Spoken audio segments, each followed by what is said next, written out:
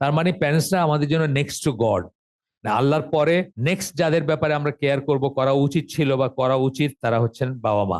এই জন্য আল্লাহ কিন্তু কোরআনে কোথাও বলেন নাই, বাবা মাকে বলেন নাই যে বাচ্চাদেরকে ভালোবাসো, স্নেহ কইরো, মমতা দেখায়, এটা বলেন নাই, কারণ এটা আল্লাহ দিয়ে দিচ্ছেন inherent.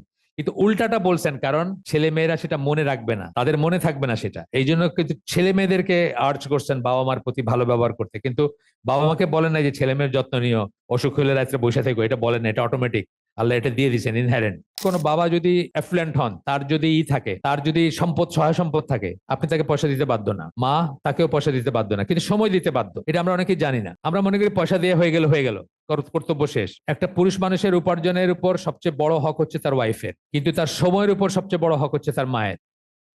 One of the greatest sins for a man to curse his parents, সবচেয়ে বড় গুণের একটা হচ্ছে বাপ মাকে অভিশাপ দেওয়া। দেয় কিন্তু অনেক দেয়, হয়তো তার লাইফটা কষ্টে গেছে, অথবা বাপ মা হয়তো সব নষ্ট করে মারা গেছেন, আছে না অনেক বাপ মা উড়াই দিয়ে মরে গেছে, তার জন্য কিছু রাইখা যায় নাই, সে এখন পথে পথে ঘুরতেছে বা কষ্টের ভিতরে যাচ্ছে, সে গাল দিতেছে বাপ মারে যে আমার বাপটা যদি এরকম না হইতো বা আমার মাটা যদি এরকম না হইতো, তাহলে এটা হইতো, ওইটা হইতো। আল্লাহ রসুল বলতেছেন এটা হচ্ছে সবচেয়ে বড় গুণ আর একটা, নিজের বাবা মাকে অভিশাপ দেওয়া। যেমন আমি এরকম ফ্যামিলি জানি যে ছেলে জাহাজে চাকরি করতো, এখন পৈতৃক সম্পত্তি যা হয়েছে, বাপ মারা যাওয়ার পরে ভাগাভাগি হয়েছে, সে ফ্যামিলি চালায়, ভাই বোনও চালায়, সবকিছু চালায়। মা চাইতেছেন তার টাকা দিয়া সে সবাই নামে জমি কিনুক, অন্যায় অন্যায় আবদার এটা। তখনকার আলেমদের জিজ্ঞেস করা হয়েছে এটা অন্যায় আবদার, এটা ঠিক না। আর এটার জন্য যদি মা রাগ করেন তাতে কিছু আসে যায় না, এটা বুঝতে হবে আমাদের। এই জন্য বললাম যে জেনে নিয়েন আপনারা যে মা বা বাবার রাইট কতটুকু, কতক্ষণ রাইট সেটা।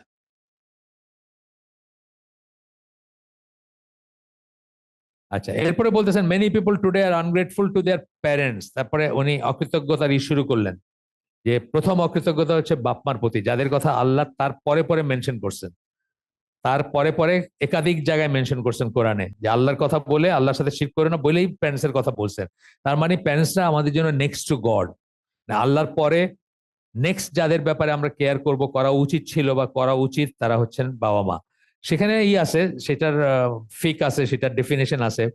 মানে বাবা মা যদি আপনার এখন বলে যে এখানে সেজদা করো, আপনি বাধ্য না, বা একটা আসো গান শুনি সবাই মিলে, বা আসো সবাই মিলে একটা নাচ গানের আয়োজন করি, আপনি সেটাতে বাধ্য না, সেটা আলাদা ব্যাপার।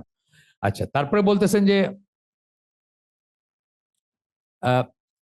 মুসলিম পয়েন্ট অফ ভিউ থেকে এটা আনথিঙ্কেবল যে আমরা মানে আপনি যদি একটা মানে মোটামুটি শুদ্ধ আকিদা মানহাজের মুসলমান হন, এটা কল্পনাই করা যায় না যে কেউ কোনো মুসলমান তার বাবা মার প্রতি অকৃতজ্ঞ হবে, কেননা তারা তাকে অন্ন অন্ন বস্ত্র বাসস্থান দিয়েছেন, তাদেরকে পড়াশোনা করাইছেন। এবং আমরা জানি যে বাবা মার, আপনার সবাই লাইফে হয়তো গল্প আছে যে কিভাবে বাবা মা আপনাকে নিজে না খেয়ে অথবা নিজে না পড়ে অথবা নিজে না, এক একজনের বেলা এক একটা প্রযোজ্য, নিজে রাত জেগে আছেন, আপনি ঘুমাইতেছেন, আপনার মুখের দিকে তাকায় বসে আছেন, আপনি একটা অসুখ নিয়ে ঘুমাইতেছেন, আপনার মুখের দিকে তাকায় আপনার মা সারা রাত জায়গায় ছিল, যে কখন আপনার আপনার একটা খিচুনি উঠে জ্বর বাড়লে কথার কথা বলতে, আপনার মুখের দিকে তাকায় বসে আছে, আপনি কিন্তু ঘুমাইতেছেন। মানে এই জিনিসগুলো আমরা মনে রাখি না। এই জন্য আল্লাহ কিন্তু কোরআনে কোথাও বলেন নাই, বাবা মাকে বলেন নাই যে বাচ্চাদেরকে ভালোবাসো, স্নেহ কইরো, মমতা দেখায়, এটা বলেন নাই, কারণ এটা আল্লাহ দিয়ে দিচ্ছেন ইনহেরেন্ট।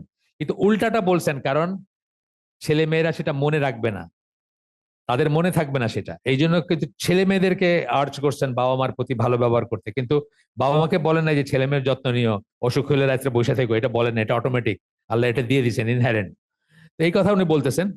বলার পরে সূরা লুকমানের 14 নম্বর আয়াত কোট করতেছেন এখানে, এন্ড উই হ্যাভ এনজয়েন্ড আপন man for man care for his parents. আমরা মানুষের জন্য তার বাবা মাকে করাটা ওয়াজিব করে দিছি, বাবা মার জন্য সে করে বা তার বাবা মার জন্য যেন কেয়ার করে, এটা আমরা আদেশ করে দিছি।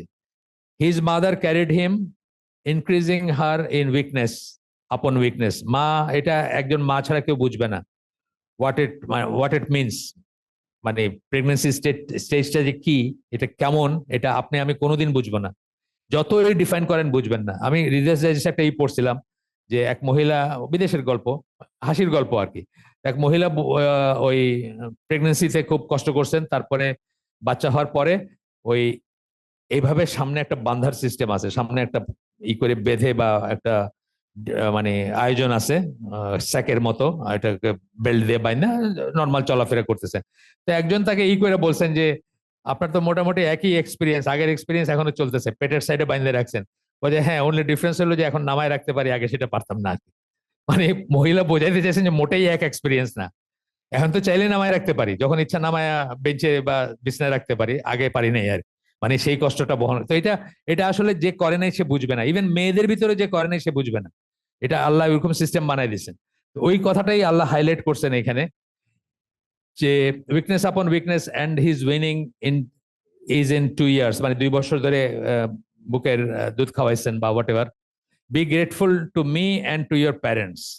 আল্লাহর সাথে সাথে একসাথে জুড়ে দিয়েছেন কথাটা, আমার প্রতি কৃতজ্ঞ থেকে এবং বাপ মার প্রতি কৃতজ্ঞ থেকে একসাথে বলে দিয়েছেন। একসাথে এভাবে বলা কিন্তু অনেক বড় সিগনিফিকেন্স। আমরা দেখছি যে সুন্নাহর কর্তৃত্ব মর্যাদাতে আল্লাহ আনুগত্যের কথা বলতে গিয়ে রাসূল এবং তার কথা একসাথে বলছেন না, এই জন্য ওটা আলাদা একটা লেভেল, আনুগত্যের আলাদা একটা লেভেল। রাসূলের যে আনুগত্য, রাসূলের প্রতি যে আনুগত্য, সেরকম ভাবেই বাবা মার প্রতি কৃতজ্ঞতাটা যেভাবে বলছেন একসাথে জুড়ে দিয়েছেন ইসের সাথে। বি গ্রেটফুল টু মি, আল্লাহ নিজের কথা বলতেছেন, আমার প্রতি কৃতজ্ঞ থাইকো, অ্যান্ড ইউর প্যারেন্টস, এবং তোমার বাপ মার প্রতি কৃতজ্ঞ থেকো। To me is the final destination, মানে আমার কাছে তোমরা ফিরে আসবা। গেল। তো এরপরে বলতেছেন যে দেখা যায় যে এখন যে কিছু কিছু বাপ মা, কিছু কিছু মানুষ বাপ মার যদি সে প্রতি যে অকৃতজ্ঞ তাই না, তারা তাদেরকে ইনসাল্টও করে, অ্যাবিউজও করে। ইনসাল্ট করা তো একটা খুব কমন জিনিস, অ্যাবিউজ করাটাও আছে, কিন্তু আমরা হয়তো জানি না, গ্রামে গঞ্জে আছে, শহরেও আছে। এখন ফিজিক্যালি মারার ব্যাপারও আছে। বয়স বেড়ে গেছে বাবা মার, হয়তো একটু উল্টা পাল্টা কথা বলেন, ডিসওরিয়েন্টেশন একটা কথা আছে না, ডিসওরিয়েন্টেশন হয়ে গেছে, মানে একটু আগে খাইছে বলতেছে আরে তুই আমাকে খাওয়া দিলি না, ভাত দিলি না। একটা সময় বিরক্ত লাগে, হয়তো একটা অত্যন্ত দুর্ব্যবহার করতেছেন বা হয়তো গায়ে হাত তুললেন, এরকম ব্যাপার ঘটে। আমরা দেখি পেপার পত্রিকায় দেখি না, ফালায় থেকে চলে গেছে মারে, স্টেশনে, ট্রেন স্টেশনে ফালায় থেকে চলে গেছে, রাস্তায় ফালাই দিয়ে চলে গেছে, বিলাই ফালাই যেভাবে সেভাবে ফালাই দিয়ে চলে গেছে, কারণ বয়স হয়েছে, মনে রাখতে পারে না, একটা একটা আপনার কি বলে, একটা বার্ডেন। এগুলো আমাদের দেশের গল্প, বিদেশে এগুলোর ব্যাপারই নাই মানে তার আগেই সব শেষ। ইংল্যান্ডে যখন আমরা পড়াশোনা করতাম তখনকার দিনে, 86 এর কথা বলতেছি, কারে জিজ্ঞেস করলেন Father's Day Mother's Day card বানাইতেছে, তার বাপ কই আছে এখন, এখন গত বছর এখানে ছিল, এখন কোথায় এখনো জানি না, মানে ঠিকানা বাইর করে তারপরে কার্ডটা পাঠাইতে হবে আর কি। ঠিকই আছে, মানে তাদের ব্যাপার অন্য, কিন্তু তাদের সাথে আমাদের মিলেলে চলবে না তাদের। এই জন্য বলি যে তাদের সুন্নাহ আর আমাদের সুন্নাহ হচ্ছে ডায়ামেট্রিক্যালি অপোজিট। গত বললাম না আমরা এই যে ওয়ার্ল্ড ভিউ এর ভিতরে, যে তাদের সাথে আমাদের হাইব্রিড করলেই মুশকিল, কোনোটাই হবে না। না পারবেন তাদের মতো হইতে, আর মুসলমান হওয়ার তো আর পারবেনই না, সেটা তো আর রইলই। এরপরে আসতেছে যেটা খুব ওয়াইডলি কোটেড, সূরা আল ইসরা 23-24 নম্বর আয়াত, ওয়াকাদা রাব্বুকা আল্লাহ তাবুদু, ওই ওই ওই জায়গাটা আসতেছে। And your Lord has decreed that you worship none but him, আর কাউকে, আর কারো করবেন না, ইবাদত করবেন না, শুধু আল্লাহর।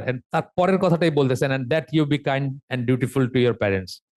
বাবা মার প্রতি কাইন্ড এবং ডিউটিফুল দুটো আলাদা কথা, একটা হলো সদয় হবেন, আর একটা হচ্ছে কর্তব্যগুলো পালন করবেন। কর্তব্যগুলো ওয়েল ডিফাইন্ড হইতে হবে, ওয়েল ডিফাইন্ড হইতে হবে। অনেক সময় বাবা মা যে জুলুম করেন না তা না। আজকেই আমাকে একজন একজন মেল পাঠাইছেন যে তার মানে প্রথম বউ যে কোনো কারণেই হোক ডিভোর্স হয়ে গেছে, উনি এখন মানে আগের বার ঘর পোড়া গরু, শিক্ষিত টিক্ষিত শহরে মডার্ন না দেখে উনি গ্রাম থেকে গরিবের একটা মেয়ে বিয়ে করে নিয়ে আসছেন। এখন তার মা কিছুতেই আর সহ্য করতে পারেন না, এবং আরো অনেক গল্প আছে, যাই হোক বলছেন। তো এইসব জায়গাগুলো আমাদের জানা উচিত, যে কোথায় লাইন, কোথায় কতটুকুতে মায়ের রাইট আছে, কতটুকুতে নাই, কতটুকুতে বাবার রাইট আছে, কতটুকুতে নাই, সেটাও জানা উচিত। সেখানেও আমরা অনেক সময় অবিচার করে ফেলি, উল্টা সাইডে অবিচার করি, যে বাবা মার প্রতি রাইট গুলা কি, রেসপন্সিবিলিটি গুলা কি, এগুলো একদম দেখে মানে ধরে ধরে শেখা উচিত। যেমন ধরেন কোনো বাবা যদি অ্যাফ্লুয়েন্ট হন, তার যদি থাকে, তার যদি সম্পদ, সহায় সম্পদ থাকে, আপনি তাকে পয়সা দিতে বাধ্য না, মা তাকেও পয়সা দিতে বাধ্য না, কিন্তু সময় দিতে বাধ্য। এটা আমরা অনেকেই জানি না, আমরা মনে করি পয়সা দিয়ে হয়ে গেল হয়ে গেল, কর্তব্য শেষ। একটা একটা পুরুষ মানুষের উপার্জনের উপর সবচেয়ে বড় হক হচ্ছে তার ওয়াইফের, কিন্তু তার সময়ের উপর সবচেয়ে বড় হক হচ্ছে তার মায়ের। এগুলো আমাদের আসলে মানে মানে জ্ঞান অর্জন করে সেই অনুযায়ী কাজ করা উচিত। কারণ আমরা কেন কাজটা করব, প্রাথমিকভাবে আল্লাহকে খুশি করতে করবো, কারণ আল্লাহ এগুলোর উপর আমাদের উপর ফরজ বা ওয়াজিব করে দিয়েছেন। তো এগুলো জানবো আমরা, এবং সেটা করতে গিয়ে আবার ব্লাইন্ডলি করতে গিয়ে আমরা আবার ওয়াইফের প্রতি অবিচার করবো না বা অন্য কারোর প্রতিও করবো না। অনেক সময় দেখা যায় ওয়াইফের ছাড়াও অন্য কারোর প্রতি করি। যেমন আপনি খুব ফেভারিট ছেলে আপনার বাপের, দেখা গেল আপনার বাপ আপনারে এভরি নাও এন্ড দেন এটা সেটা দিতেছে, ফেভার করতেছে, অন্যদের প্রতি অবিচার করতেছে। আপনি যদি কনসাস মুসলিম হন, আপনি সেটাও হইতে দিবেন না। আপনি বলবেন না, আপনি আমার একা গিফট দিবেন কেন, সবাইকে দেন। আপনিই বলবেন ওইটা, সবাইকে দেন। তো এইটা এগুলো এগুলো জানার ব্যাপার আছে, এগুলো আপনারা পড়বেন ইনশাল্লাহ, পড়ে পড়ে জানবেন বাবা মার রাইট কি। আমাদের একটা লেকচার আছে 2015 আমার মা মারা গেছেন 14-15 লেকচার, ওটা সাইফুল্লাহ ভাইয়ের সাথে এই ডিপ্লোমা ইঞ্জিনিয়ারিং ইনস্টিটিউট, ওটা দেখবেন সবাই ইনশাল্লাহ। ওটাতে অনেক কিছু ডিসকাস হয়েছে এইভাবে এইরকম জিনিসের। তো এরপরে বলতেছেন যে আল্লাহ বলতেছেন যে if one or both of them attain old age in your life, আপনার জীবদ্দশায় যদি একজন বা দুইজন বৃদ্ধ অবস্থায় পৌঁছান, অনেক সময় পৌঁছায় না, অনেক সময় ছেলে আগে মারা যায়, হইতে পারে সেটা। আমারই দুইটা ভাই, আমার একটা ভাই আমার ইসের আগে মারা গেছে, বাবা মানে মায়ের আগে মারা গেছে। দুইটা ভাই আমার আগে মারা গেছে, তারা আমার ছোট, ধরেন কথার কথা।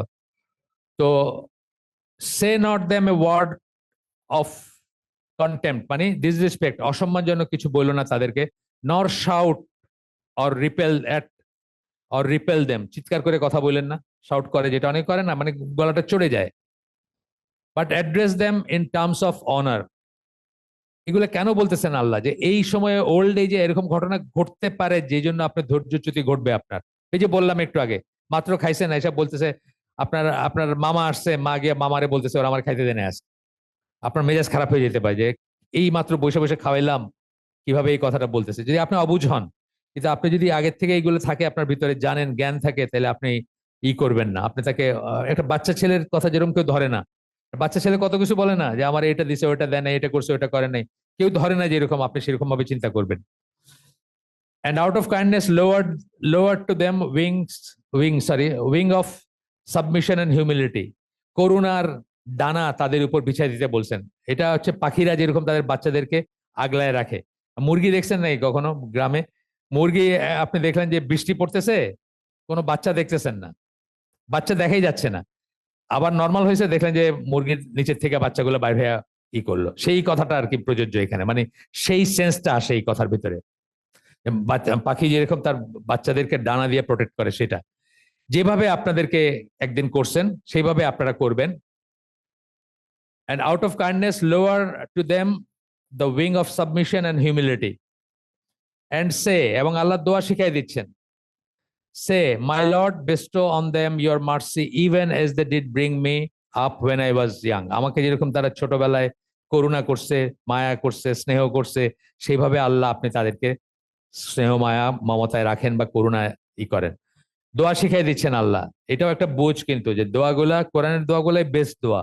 এবং মানুষ দোয়া করতেও জানে না, চাইতেও জানে না, কি চাইতে হবে এটা মানুষ জানে না, যে জন্য আল্লাহ শিখাই দিচ্ছে। আপনাকে একটা ফেমাস গল্প বলছি না, যে আমার ভাগনারে নিয়ে গেছি একদিন বাইরে, ছোট ছিল, জুনিয়র ল্যাবরেটরি স্কুলে পড়তো, ওই সংসদ ভবনে, অনেক আগের কথা, সংসদ ভবনে। সে এখন 2 বাচ্চার বাপ, মানে গ্রোন আপ মানুষ। তো ঘুরে টুরে বলছি, কি মানে কি চাস তুই, মানে তোর যা বলবি ইনশাল্লাহ দেওয়ার চেষ্টা করবো আমি, বল কি চাস তুই। ছোট মানুষ তো অনেক চিন্তা করে বললো কোক। অনেক কিছু চাইতে পারতো, তাই না? মানে এখন তার ছোট ব্রেনে এর চেয়ে বেটার কোনো সাজেশন আসে নাই, এবং এটা স্বাভাবিক, আমরা চাইতেও জানি না। এই জন্য আল্লাহ আমাদেরকে শিখাই দিয়েছেন সবচেয়ে বেনিফিশিয়াল চাওয়াগুলা কি। কোরআনে কিন্তু অনেক জায়গায় বলে দিচ্ছেন, তাই না? এই যে রব্বানা আতিনা ফিদ দুনিয়া হাসান, তাও গতদিন পড়লাম, সবচেয়ে বেনিফিশিয়াল দোয়ার একটা। এটা যদি আপনি বলেন আপনার সবকিছু কাভার্ড, বা আরো এরকম দোয়া আছে, আরো এরকম দোয়া আছে যেটা বললে সবকিছু কাভার্ড, কিন্তু আমরা সেগুলো আমাদেরকে বললে আমরা একটা মেটেরিয়াল জিনিস চাবো। ও কোক চাইছে, আমি নাহলে একটা গাড়ি চাবো, নাহলে একটা বাড়ি চাবো, নাহলে একটা কিছু চাবো, যেটা এখানেই শেষ। হয়তো আমি ওইটাতে ঢুকতেও পারবো না, যে বাড়িটা আমি চাইতেছি আল্লাহর কাছে, সেটা মেটেরিয়ালাইজ হওয়ার আগে তো আমি কবরে, কিন্তু আমি ওইটা চাইতেছি, কিন্তু আমার অনন্তকালের জন্য যেটা দরকার সেটা আমি চাইতেছি না, চাইতেও জানে না মানুষ। আচ্ছা, আমরা একটু আগাই। এরপরে আল্লাহ রসুল সাল্লাহ সাল্লামের আসতেছে, আব্দুল্লাহ ইবনে আমরের বর্ণনায় বুখারীর হাদিস আসতেছে একটা, যেটা আমি বলছি যে একটা হাদিস হলো কোর হাদিস, আর এগুলো সব কিন্তু সাপোর্টিং ডকুমেন্ট। এখন যেগুলো দিতেছেন অকৃতজ্ঞতার বিপরীতে বা অকৃতজ্ঞতা বোঝাইতে, কৃতজ্ঞ বানাইতে আমাদের, বা কৃতজ্ঞতা মনে করায় দিতে কিন্তু এই ডকুমেন্ট গুলো আসতেছে, এই সাপোর্টিং দলিল গুলো আসতেছে। তো উনি বলতেছেন, আল্লাহ রসুল সাল্লাহ সাল্লাম বলতেছেন, one of the greatest sins is a man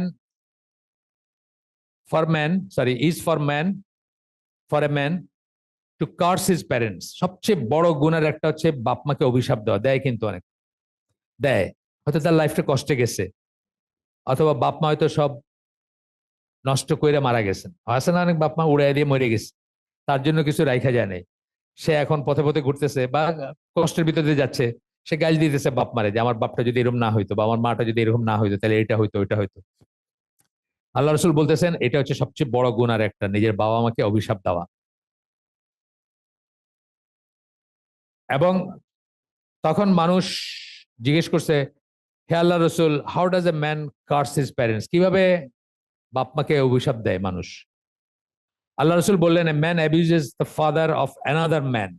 দেখেন, এটা কিন্তু আমি কোনো চিন্তা করি নাই। আপনি একজনকে অমুকের বাচ্চা বললেন, গাইল দিলেন একটা, সে আপনাকে গাইল দিল একবার, তাহলে আপনি কি আপনার বাবা মায়ের প্রকারান্তরে কিন্তু অ্যাবিউজ করলেন। উত্তম চরিত্র যদি আপনার না হয়, আচরণ যদি ঠিক না হয়, আপনি একজনের গাইল দিলে সাথে সাথে ঘুরায় গাইল দিবেন আপনারে, তাহলে কিন্তু আপনি নিজে কার্স করলেন না, কিন্তু আরেকদিন দিয়ে কার্স করাইলেন আর সেটা বলতেছেন যে এ man abuses the father of another man, আরেকজনের অমুকের বাচ্চা বা কিছু একটা বলে গাইল দিল, and later abuses the father as well as the mother of the former, এবং পরের জন তার বাপ মা তুলে গাইল দিল। বুখারীর হাদিস এটা। তাইলে কি আমাদের আচরণ সুন্দর করার ভিতরে আমাদের বাবা মাকে কার্স না করা আছে, আর আচরণ যদি সুন্দর না হয় তাহলে এটাই বাবা মাকে কার্স করা। এই জন্য ওই যে সন্তান নেক্সট সন্তান রেখা যাওয়ার কথা আসছে কি, মানে তাদেরকে দেখবে মানুষ, তাদেরকে দোয়া করবে, সেই সুবাদে বাপেকেও দোয়া করবে, তাদের উত্তম আচরণ হবে, তাদেরকে দেখে মানুষ বলবে বাহ অমুকে ছেলে মেয়েগুলা রেখে গেছে, কত ভদ্র তারা, কত কাইন্ড তারা, কত সুন্দর বিহেভিয়ার এন্ড সো অন।